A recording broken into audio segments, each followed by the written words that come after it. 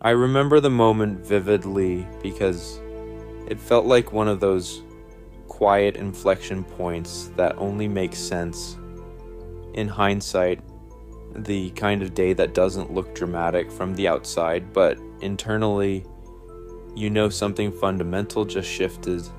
And that was the day we tested fully driverless Tesla Robotaxis on public roads without safety drivers. No hands hovering near the wheel, no human ready to intervene, just silicon, software, cameras, and years of accumulated belief finally standing on their own. And when people hear that, they think it was sudden or reckless or some kind of PR stunt. But the truth is, it was the result of an obsession that's been running in my head for more than a decade. Because from the very beginning, I didn't see Tesla as a car company. I saw it as a real-world AI company, a robotics company disguised as an automaker, and autonomy was always the heart of it. The idea that a machine could understand the world visually the way humans do, make decisions in real time, and move through chaos safely. And for years people told me it was impossible, that lidar was required, that cameras alone would never work, that neural networks would never generalize. And yet, here we were watching cars drive themselves through intersections, handle pedestrians, cyclists, unpredictable drivers, construction zones, rain, glare, all without a single human inside to save them if they messed up. And I'll be honest, there was a moment of stillness where I just watched the telemetry scrolling by and thought about all the nights of criticism, the headlines calling full self-driving vaporware, the jokes, the skepticism, the analysts saying autonomy was always 5 years away. And I didn't feel triumph so much as relief, because the system was finally doing what we knew it could do if given enough data, enough compute, and enough patience. And what people often miss is that this wasn't one breakthrough, but millions of tiny ones stacked together. Every corner case learned, every near miss turned into training data.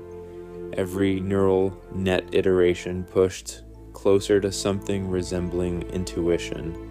And when the cars completed those driverless routes without incident, it wasn't magic, it was the natural outcome of a vision-first approach where we taught the car to see, to reason, to predict, rather than relying on brittle maps or expensive sensors that don't scale.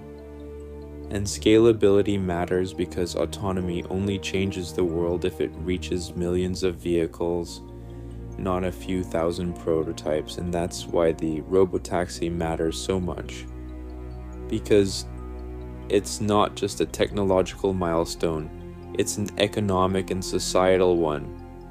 It's the idea that transportation can become safer, cheaper, and more efficient at a global scale. That a car can work while you sleep, that cities can reclaim space from parking lots, that traffic deaths can drop dramatically. And as I watched those driverless Teslas operate calmly and confidently, I thought about how this ties into everything else. The Optimus robot, the AI training clusters, the energy systems, the future where machines do the dangerous and repetitive tasks so humans can focus on creativity and meaning. And of course, there will be regulatory battles, and critics will say it's too soon, and there will be setbacks because there always are when you're doing something that's never been done before. But that day proved something important. It proved that the core problem was solvable, that vision-based autonomy can work in the real world, and that the long arc we've been bending toward is starting to take shape. And I don't see this as the end of the journey at all. I see it as the end of the beginning, the point where autonomy stops being a promise and starts being a product, where Robotaxis go from a concept to a fleet, and when people ask me how it felt, I tell them, it felt like watching a child take their first steps alone. A little nerve-wracking, incredibly exciting, and deeply humbling, because you realize that what you're building is bigger than you, bigger than any one company, and potentially one of the most important technological shifts of our time. And after that first day, I couldn't stop thinking about when it really meant, because once you remove the safety driver, you remove the psychological crutch. There's no one left to blame, no human fallback. The system either works or it doesn't. And that's when you truly learn whether your assumptions were right or just comforting. And I remember telling the team that this was the phase where reality stops negotiating with us, where the road becomes the ultimate reviewer. And what struck me almost immediately was how calm the cars were, how unremarkable the driving looked, because that's actually the highest compliment you can give autonomy. It wasn't flashy or aggressive or trying to prove a point. It was just quietly competent, yielding when it should, asserting itself when it had the right of way, flowing through traffic like it belonged there. And I thought about how humans don't realize how much chaos they introduce into driving, how emotional it is, how distracted, how inconsistent. And here was a machine that didn't get angry, didn't text, didn't get tired, didn't rush because it was late. It just optimized for safety and efficiency over and over again. And I kept thinking back to the early days when people said neural networks would never be reliable enough, that you couldn't trust a system trained on data rather than explicitly programmed rules. But that was always missing the point, because humans aren't rule-based drivers either. We're trained on experience, we generalize, we predict intent, and that's exactly what these systems are now doing at scale. Learning from billions of miles from scenarios no single human could ever experience in a lifetime. And the Robotaxi tests made that tangible in a way demos never could, because there was no steering wheel input, no human presence to make people feel comfortable, just empty seats and a car that knew what to do. And I won't pretend I didn't feel the weight of responsibility, because when you put a driverless car on public roads, you're making a promise to society. You're saying, we believe this is safer than a human, not eventually, but now. And that's not something you take lightly, which is why we didn't rush it, why we iterated endlessly in shadow mode, why we simulated millions of edge cases, why we obsessed over failure modes most people never even consider. And still I know perfection isn't real, but improvement is. And the data keeps showing that autonomy done right reduces risk dramatically.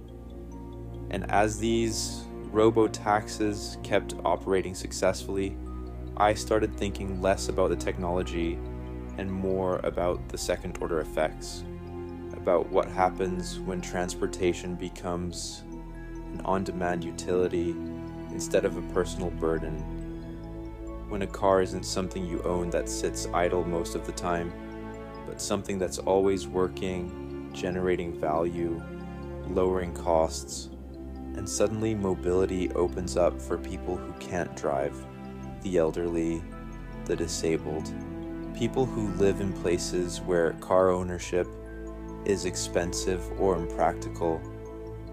And that's when it really hits you that this isn't about cars at all. It's about freedom of movement. And I know there will be moments ahead where things don't go perfectly, where the media amplifies every mistake, where critics say we moved too fast or promised too much. But progress has never been about avoiding criticism. it's been about being right in the long term. And that day, watching those fully driverless Teslas navigate the real world without anyone inside them, I felt a quiet confidence that we crossed a threshold, that autonomy is no longer a hypothetical future. It's here, it's learning, and it's going to keep getting better. And once that genie is out of the bottle, there's no going back, because the economics, the safety benefits, and the sheer logic of it are overwhelming.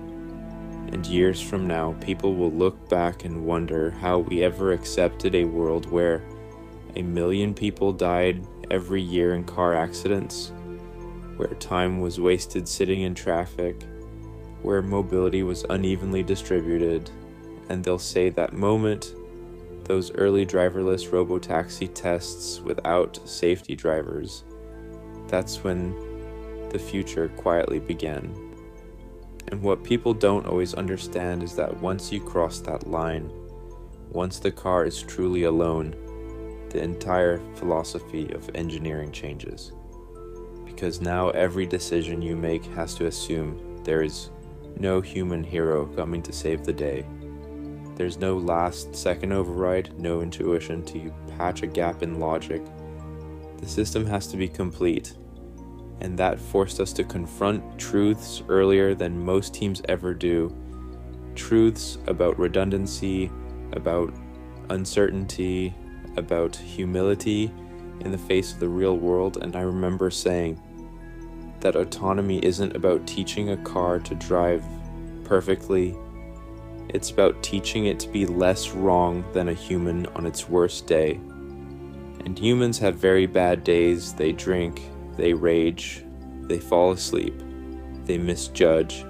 And the uncomfortable reality is that we normalized that for 100 years. We accepted it as the cost of mobility.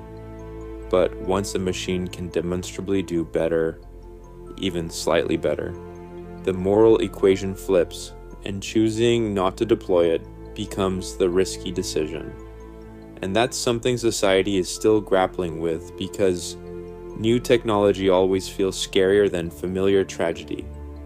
And as the Robotaxis kept running, mile after mile, day after day, that realization kept getting louder in my head, that we were approaching a point where human-driven cars would eventually feel like horses on highways.